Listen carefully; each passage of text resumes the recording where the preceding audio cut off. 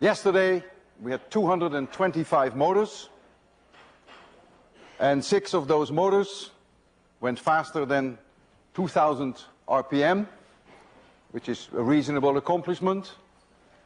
And the elite is here. These are the elite, the 6 highest. The winner is Young-Eun Lee. I talked to her on the phone last night. If all goes well, she is here. Are you here? Where are you? There you are. Why don't you come up? So that I can congratulate you in person. I thought about the prize for a while. And I decided to give you something that is not particularly high-tech, but come up here, give me a European kiss, and another one. In Europe we go 3. Okay. The prize that I have for you is a thermometer which goes back to the days of Galileo Galilei. Come here. It was designed in the early part of the 17th century. It doesn't require any knowledge of 802 to explain how it works. If anything, you need 801. It's not a digital thermometer, but it's accurate to about 1 degree centigrade. And if you come here, you can tell, you look at these floaters, and the highest floater indicates the temperature. It's now 72 degrees here. Oh, okay. And I suggest that you brush up on your knowledge of 801, so that perhaps next week you can explain to me how it works. And, of course, tell your grandchildren about it. You may want to leave it here. It's very fragile. There's also some package material here, so that you can take it home without breaking it. So congratulations once more. And of course, terrific. And you will join us for dinner on the 13th of April with the other 5 winners. Thank you very much. There are 2 other people who are very special, who I want to mention. And one is a person who is not enrolled in 802, but he did extremely well, and he was very generous. He was not competing. His name is Daniel Wendell. His motor went 4,900 RPM. And then there was Tim Lowe. Is Tim Lowe in the audience? I hope he's going to be there at 11 o'clock. Tim made a motor. When I looked at it, I said to myself, it'll never run. But it's so beautiful. It was so artistic that we introduced a new prize, a second prize, for the most artistic motor. And Tim Lowe definitely is the one, by far the best, the most beautiful, the most terrific artistic design. And so for him, I bought a book on modern art. What else can it be for someone who built such a beautiful motor? It is here for those of you who want to see it later. It's very hard to display it on television because it's so delicate. It's like a bird cage that he built. Instead of having just loops like that, it's a bird cage. It's very nice. The winning motor I have here, and I'm going to show you the winning motor. And I also want to teach you some physics by demonstrating the winning motor to you in a way that you may never have thought of. So this is the winning motor.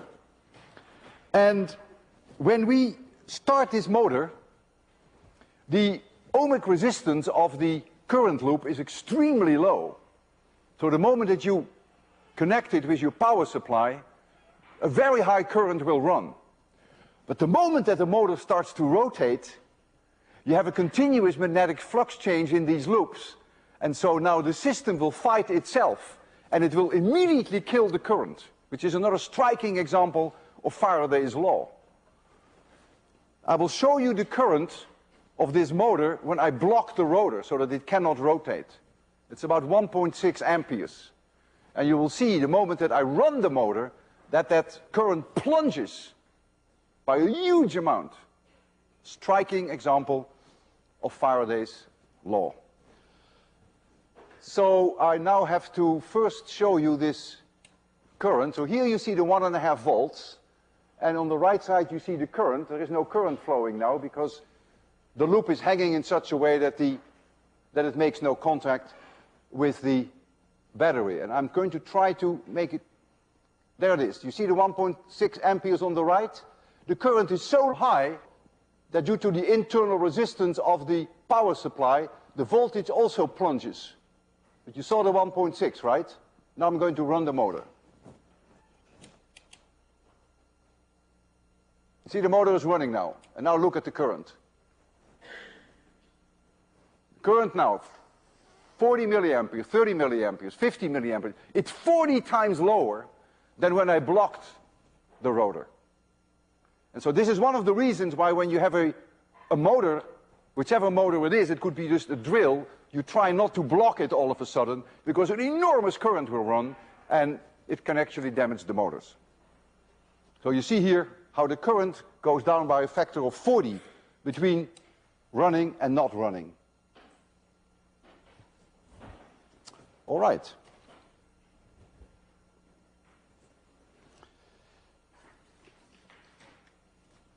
Electric fields can induce electric dipoles in materials, and in case that the molecules or the atoms themselves are permanent electric dipoles, an external electric field will make an attempt to align them. We've discussed that in great detail before when we discussed dielectrics. And the degree of success depends entirely on how strong the external electric field is and on the temperature. If the temperature is low, you have very little thermal agitation, then it is easier to align those dipoles. We have a similar situation with magnetic fields. If I have an external magnetic field, this can induce in material magnetic dipoles. And it induces magnetic dipoles at the atomic scale. Now, in case that the atoms or the molecules themselves have a permanent magnetic dipole moment, then this external field will make an attempt to align these dipoles, and the degree of success depends on the strength of the external field, and again, on the temperature. The lower the temperature, the easier it is to align them. So the material modifies the external field. This external field, today I will often call it the vacuum field. So when you bring material into a vacuum field, the field changes. The field inside is different from the external field, from the vacuum field. I first want to remind you of our definition of a magnetic dipole moment. It's actually very simple how it is defined. If I have a current, a loop, it could be a rectangle, it doesn't have to be a circle, and if the current is running in this direction, seen from below clockwise, and if this area is A, then the magnetic dipole moment is simply the current times the area A, but we define A according to the vector A, according to the right-hand corkscrew rule. If I come from below clockwise, then the vector A is perpendicular to the surface and is then pointing upwards. And so the magnetic dipole moment, for which we normally write mu, is then also pointing upwards. And so this is a vector A, which is this normal according to the right-hand corkscrew. And if I have n of these loops, then the magnetic dipole moment will be n times larger. Then they will support each other if they're all in the same direction. I first want to discuss with you diamagnetism. Diamagnetism.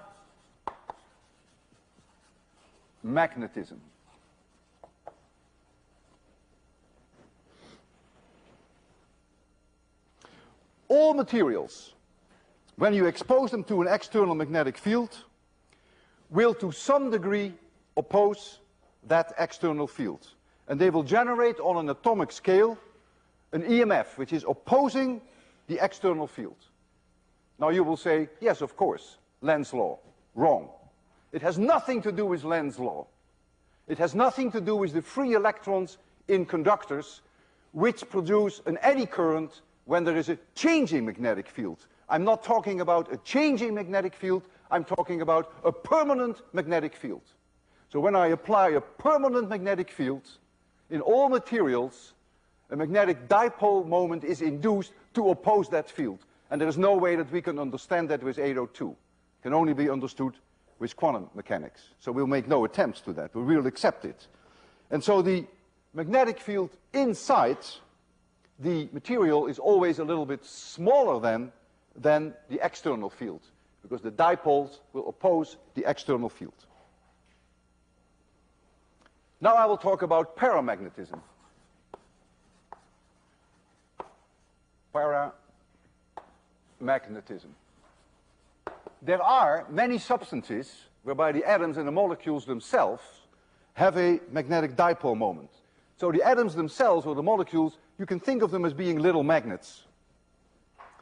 If you have no external field, no vacuum field, then these dipoles are completely chaotically oriented, and so the net magnetic field is zero. So they're not permanent magnets. But the moment that you expose them to an external magnetic field, this magnetic field will try to align them. And the degree of success depends on the strength of that field and on the temperature. The lower the temperature, the easier it is.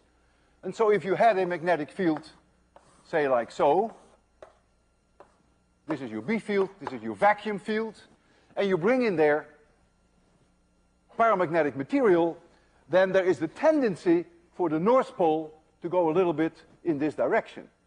And so these atomic magnets then would on average try to get the North Pole a little bit in this direction. Or if I speak the language of magnetic dipole moments, then the magnetic dipole would try to go a little bit in this direction. If you remove the external field of a paramagnetic material, immediately there is complete total chaos. So there's no permanent magnetism left. If you bring paramagnetic material in a non-uniform magnetic field, it will be pulled towards the strong side of the field. And that is very easy to see how that works. Suppose I have a magnet here, and that this be the North Pole of the magnet and this the South Pole. And so the magnetic field is sort of like so. Notice right here it's very non-uniform. And I bring some paramagnetic material in there. Let's say, think of it as just one atom there. Not to scale what I'm going to draw. And here is that one atom. And this one atom now, it's paramagnetic, has its own magnetic dipole moment. And this magnetic dipole moment now would like to align in this direction to support the field. The field is trying to push it in that direction. Let's suppose it is in this direction. So if we look from above, the current then in this atom or in this molecule is running in this direction. Seen from above clockwise. So that would be ideal alignment of this atom or this molecule in that external field. This current loop will be attracted. It wants to go towards the magnet. Let's look at this point here. That point, the current is going in the blackboard. So here is that current I. And the magnetic field is like so. The external magnetic field is like so. So in what direction is the Lorentz force? It's always in the direction I cross B. And I cross B is in this direction. That's the direction of the Lorentz force. So right here, there is a force on the loop in this direction. So therefore right here, there is a force on the loop in this direction, on the current loop. And so everywhere around this loop, there is a force that is pointing like this. And so there clearly is a net force up. And so this matter wants to go towards the magnet. Another way of looking at this is that this current loop is all by itself a little magnet, whereby the South Pole is here and the North Pole is there.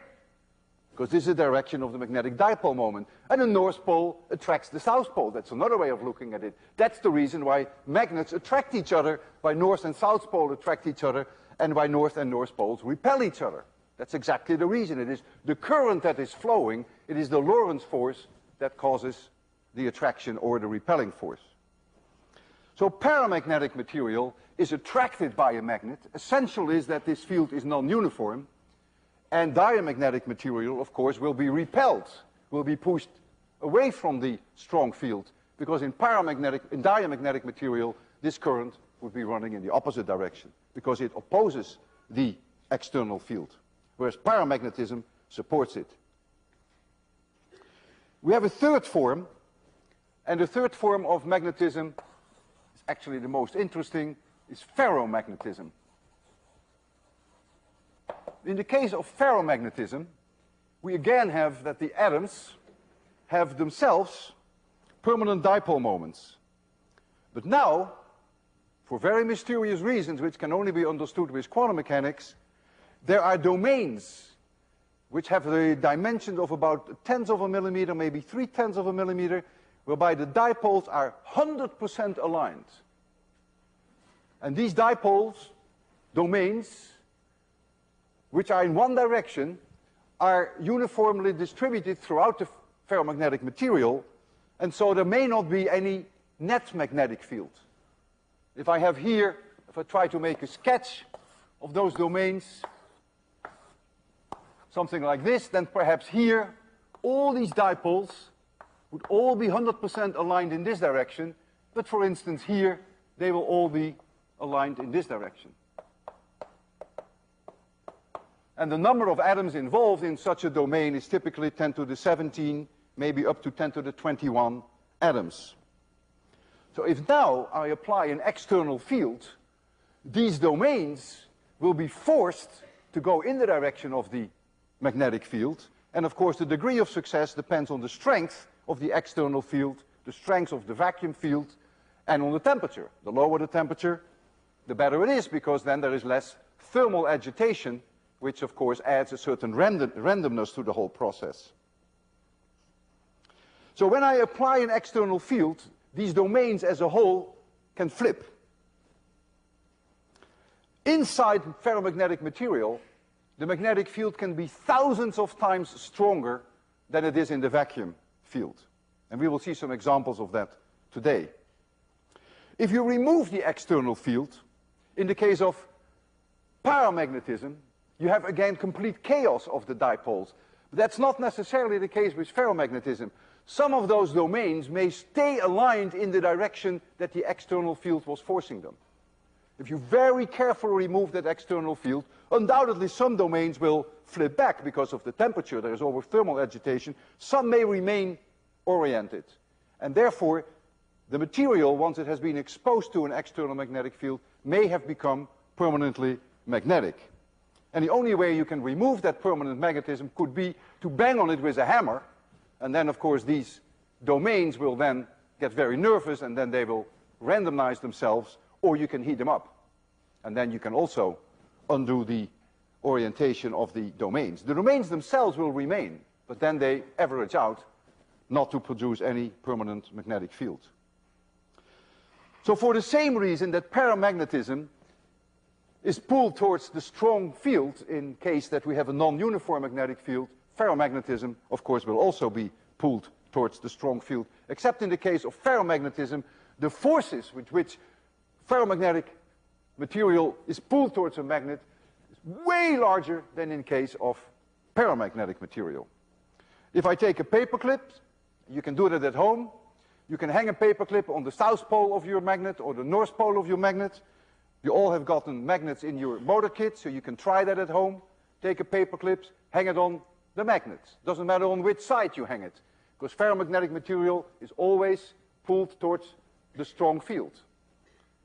If you hang a few of those paper clips on there, and you very carefully and slowly remove them, don't hit them with a hammer yet, you may actually notice that after you remove them, that the paper clips themselves have become magnetic.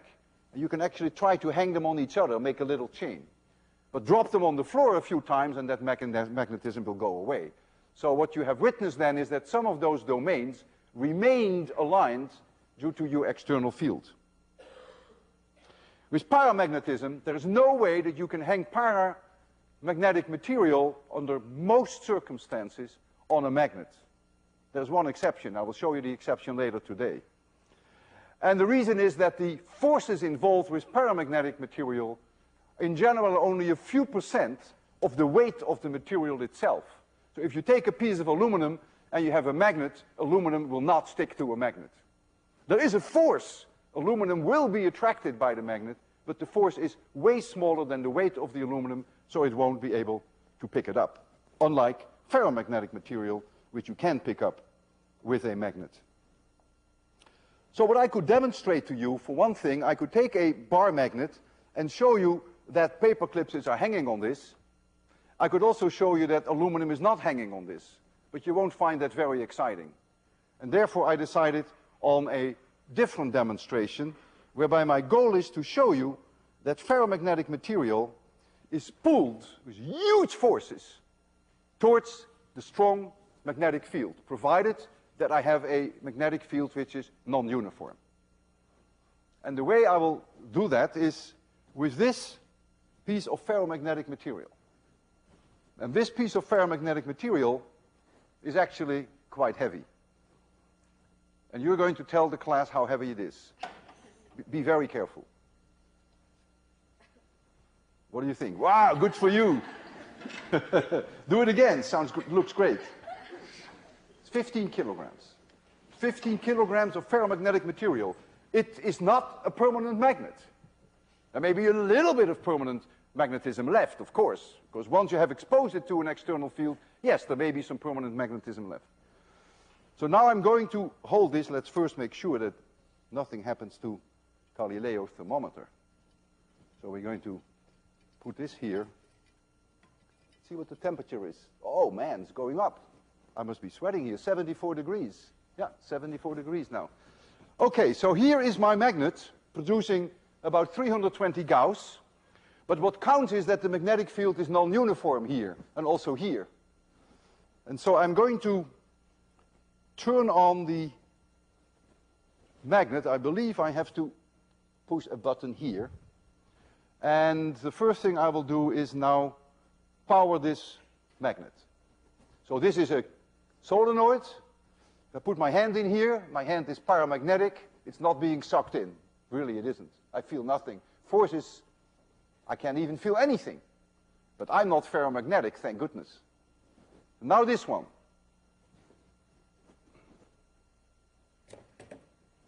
Whoosh, 15 kilograms, just sucked in like that.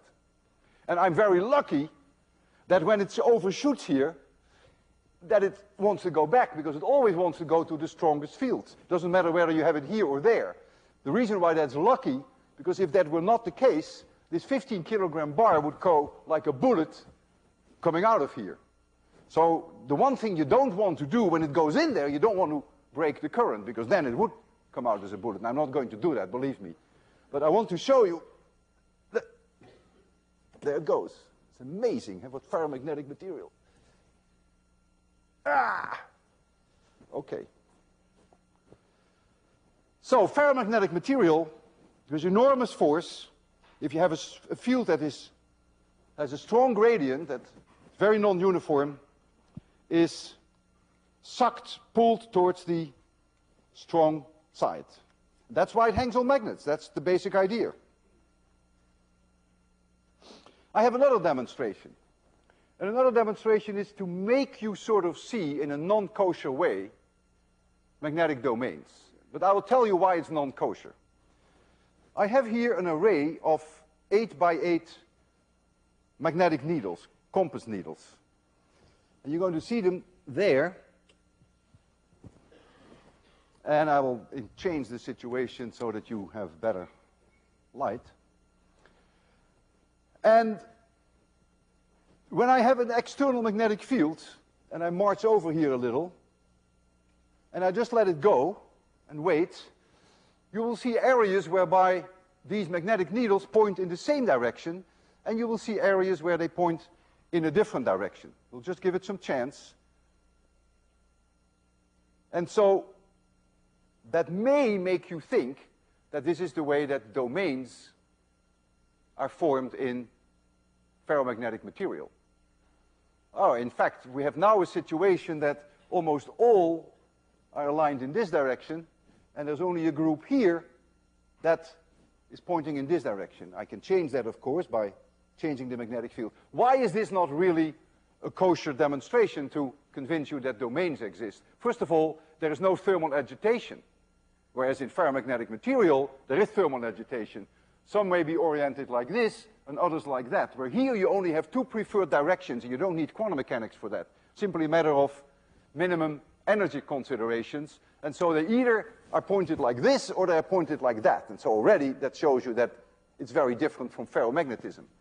But the reason why we show it to you is it still gives you an interesting idea of the fact that you can have various orientations and that they come in groups. That the groups stick together and are not all in the same direction. But as I said, it is not really a good way to explain to you why there are domains in ferromagnetic material. Now you see again, you have some nicely aligned here, and others are in very different direction here. So the basic idea is there. It's a nice demonstration, but it shows you something that really is not related to ferromagnetism. The demonstration that is one of my favorites, one of my absolute favorites, it's one whereby I can make you listen to the flip over of these domains. I have ferromagnetic material inside a coil. I have here a coil, and I'm going to put ferromagnetic material in here, and I have here a loudspeaker, an amplifier as well. Call this an amplifier.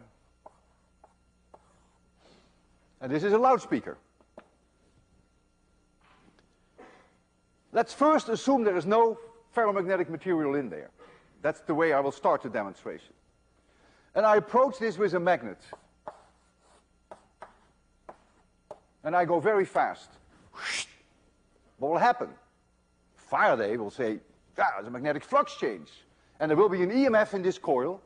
That means there will be a current in this coil, induced current, and it will be amplified, and you will hear some hissing noise, and you will hear that.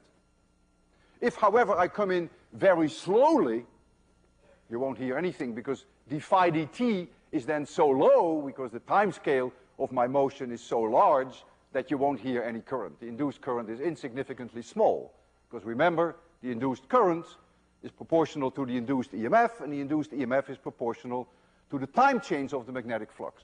So I can make that flux change very, very small if I bring it in very slowly. Now I will put in the ferromagnetic material, and I will approach it again very slowly. And now there comes a time that some of those domains go cluck, cluck. But when the domains flip over, there is a magnetic flux change inside the material, and so the magnetic flux change means d phi dt, and it's on an extremely short time scale. And so now you get an EMF, you get a current going through the wire, and you hear a cracking noise over the loudspeaker. And for every group of domains that flip, you can hear that. And that's an amazing thing when you think about it, that some 10 to the 20 atoms go clunk, and that you can hear that. And so this is what we're going to do here, and I will do it then in several steps, so that you first can hear the noise if I don't have ferromagnetic material. And then, so here's the coil. It's a very small coil. And here is a magnet. And I'll come very fast towards the coil.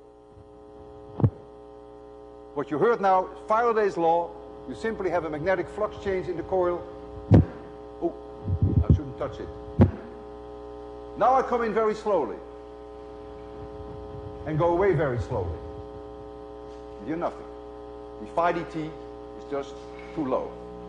Now I put in the ferromagnetic material. Put it inside the coil.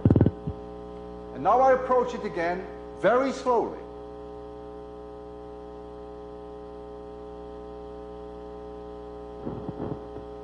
There they go. Can you hear them? Those are domains that go. I'll come in with the other side. There goes the domains. Isn't that amazing? You hear atoms switch, groups of atoms.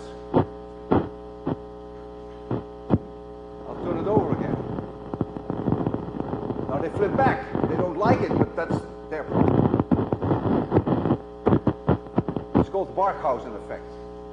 I find it truly amazing that you hear groups of atoms, 10 to the 20 atoms at the time, they flip over, And when they do, there is a magnetic flux change inside the ferromagnetic material, is sensed by the coil, and you hear a current. And if I do it fast, these domains go haywire, they go nuts now. Imagine that you were a domain, and I would treat you that way. You go ploop, ploop, ploop, ploop, ploop. But the fact that you can hear it, it's absolutely amazing, isn't it? So that's actually a nice way of demonstrating that these domains exist. If you did that with paramagnetic material, you wouldn't hear that.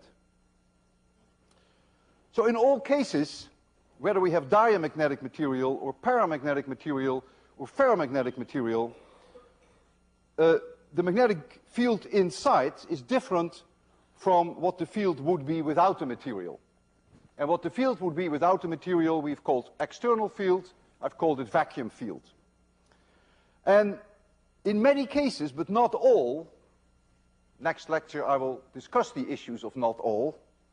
In many cases, but not all cases, is the field inside the material proportional to the vacuum field. And if that is the case, then you can write down that the field inside is linearly proportional. So this is the field inside the material, regardless of whether it's diamagnetic or paramagnetic or ferromagnetic, is proportional to the vacuum field. I will write down vacuum for this. And this proportionality constant I call kappa of m. Our book calls it K of m. And it's called the relative permeability. And so now we can look at these values for the relative permeability, and we can immediately understand now the difference between diamagnetic material, paramagnetic material, and ferromagnetic material. Since in the case of diamagnetic material and paramagnetic material, the B field inside is only slightly different from the vacuum field, it is common to express kappa of m in terms of 1 plus something which we call the magnetic susceptibility, which is psi of m. Because if it is very close to 1, then it is easier to simply list psi of m. And let's look at diamagnetic material. Notice that these values for psi of m are all negative. Of course, they have to be negative, otherwise it wouldn't be diamagnetic. It means that the field inside is slightly, a hair smaller than the vacuum field. Because these induced dipoles oppose the external field, remember. Has nothing to do with Lenz's law, but they oppose it nevertheless. And so you express it in terms of the magnetic susceptibility, and so you have to take 1 minus 1.7 times 10 to the minus 4 to get kappa of m, which is very close to 1. If now you go to paramagnetic materials, the minus signs become plus. Again, the numbers are small. But the fact that it is plus means that inside paramagnetic material, the magnetic field is a hair larger than the vacuum field. But now if you go to ferromagnetic material, it is really absurd to ever list the value for psi of m, because psi of m is so large that you can forget about the 1, and so psi of m is about the same as kappa of m. And so you deal there with numbers that are 100, 1,000, 10,000, and even larger than 10,000. That means that if kappa of m is 10,000, you could have a field inside ferromagnetic material that is 10,000 times larger than your vacuum field. Next lecture, I will tell you that there is a limit to as far as you can go, but for now we will leave it with this. So paramagnetic and ferromagnetic properties depend on the temperature. Diamagnetic properties do not depend on the temperature. So at very low temperatures, there is very little thermal agitation, and so you can then easier align these dipoles, and so the values for kappa of m will then be different. For ferromagnetic material, if you cool it, you expect the kappa of m going up. So you get a stronger field inside. So it's temperature dependent. If you make the material very hot, then it can lose completely its ferromagnetic properties. What happens at a certain temperature that these domains fall apart, so the domains themselves no longer exist. They annihilate. And that happens at a very precise temperature. It's very strange. That's also something that is very difficult to understand, and you need quantum mechanics for that too. But at a certain temperature, which we call the Curie temperature, which for iron is 1043 degrees Kelvin, which is 770 degrees centigrade, all of a sudden the domains disappear and the material becomes paramagnetic. In other words, if ferromagnetic material would be hanging on a magnet and you would heat it up above the Curie point, it would fall off. It would become paramagnetic, but paramagnetic material in general doesn't hang on a magnet because the forces involved are quite small. And the change is very abrupt. And I'm going to show that to you with a demonstration. I have a ferromagnetic nut. It's right there. You will see it very shortly. And this nut, or washer, hanging on a steel cable, and there is here a magnet. I don't know whether this is north or south, it doesn't matter. And here we have a thermal shield. And so this washer is against the thermal shield because it's being attracted, it wants to go towards the strong magnetic field. It's ferromagnetic. So it will be sitting here. And now I'm going to heat this up above the Curie point, 770 degrees centigrade. And you will see it fall off. And when it cools again, it goes back on again. So I can make you see ferromagnetic properties disappear. And let me make sure I have the proper settings.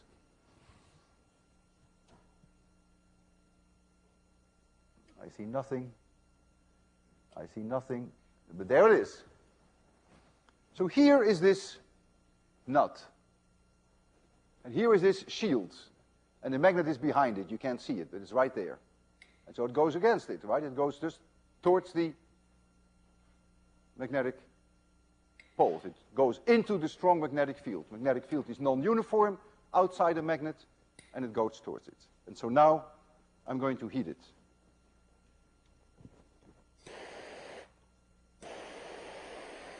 It will take a while, because 770 degrees centigrade is not so easy to achieve. The three most common ferromagnetic materials are cobalt, nickel, and iron. Nickel has a Curie point of only 358 degrees centigrade. So if this were nickel, if this were nickel,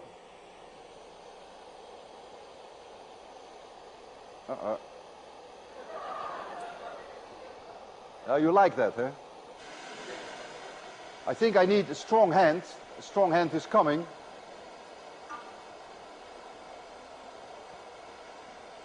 Okay, I think I fixed it. I'm a big boy, I did it myself today. I lost my pen, but that's a detail. Okay, let's try again. So I'm going to heat it up, and I was mentioning that nickel has a Curie point of 358 degrees centigrade.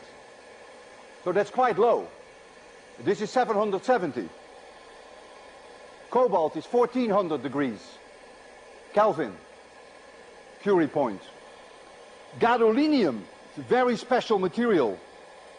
Gadolinium is ferromagnetic in the winter, when the temperature is below 16 degrees centigrade, but it is paramagnetic in the summer, when the temperature is above 16 degrees centigrade. It's beginning to be red hot now. At 770 degrees centigrade, you expect some visible light in the form of red light. There it goes. And I will keep it heating. I will keep the torch on it so that you can see that indeed it's no longer attracted by the magnet, and the moment that I stop heating it, it will very quickly cool, it will become ferromagnetic again, and it will go back. Just watch it.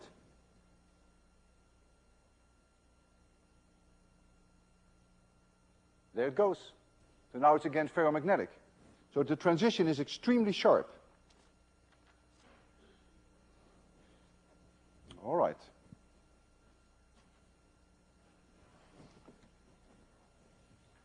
Okay.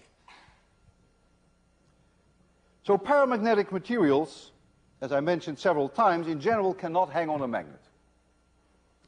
The attractive force is just not enough. To hang on a magnet, the force has to be larger than its own weight. And diamagnetic materials is, of course, completely out, because diamagnetic materials are always pushed towards the weak part of the field. It's only paramagnetic materials and ferromagnetic materials that experience a force towards the strong part of the field if the field itself is non-uniform. Now there is one very interesting exception. And I want to draw your attention to this transparency here. Look here at oxygen at 1 atmosphere. Oxygen at 1 atmosphere and 300 degrees Kelvin has a value for psi of m, which is 2 times 10 to the minus 6. But now look at liquid oxygen at 90 degrees Kelvin. That value is 1800 times larger than this value. Why is that so much higher? Well, liquid in general is about 1,000 times denser than gas at 1 atmosphere.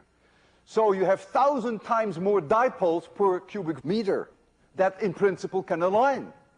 And so clearly you expect an immediate one-to-one correspondence between the density, how many dipoles you have per cubic meter, and the value for kappa m, for psi of m. And so you see indeed that this value is substantially larger. The reason why it is more than a factor of 1,000 higher is that the temperature is also lower. You go from 300 degrees to 90 degrees. And that gives you another factor of 2. Because when the temperature is lower, there is less thermal agitation, and so the external field can align the dipoles more easily. And so that's why you end up with a factor of 1800. Even though this value for psi of m is extraordinarily high for a paramagnetic material, notice that the field inside would only be 0.35% higher than the vacuum field. Because if psi of m is 3.5 times 10 to the minus 3, that means that the field inside is only 0.35% higher than the vacuum field. But that is enough for liquid oxygen to be attracted by a very strong magnet, provided that it also has a very non-uniform field outside the magnet. And so the force with which liquid oxygen is pulled towards a magnet can be made larger than the weight of the liquid oxygen. And so I can make you see today that I can have liquid oxygen hanging from a magnet. And that's what we're going to do here. Make sure I have the right setting. Ah, this is it. So we're going to have some changes in the light.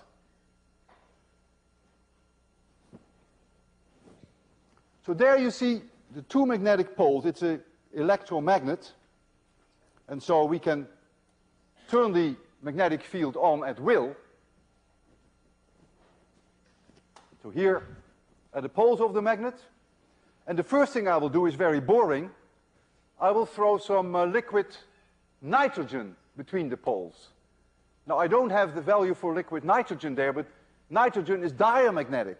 So it's not even an issue. Diamagnetic material is pushed away from the strong field.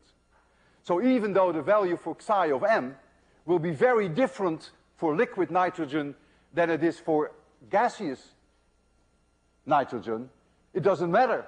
So certainly it will be pushed out. So that's the first thing I want to do, just to bore you a little bit. Because I have to keep you on the edge of your seat before you're going to see this oxygen which will be hanging in there. So let's first power this magnet. I hope I did that. Yes, I think I did.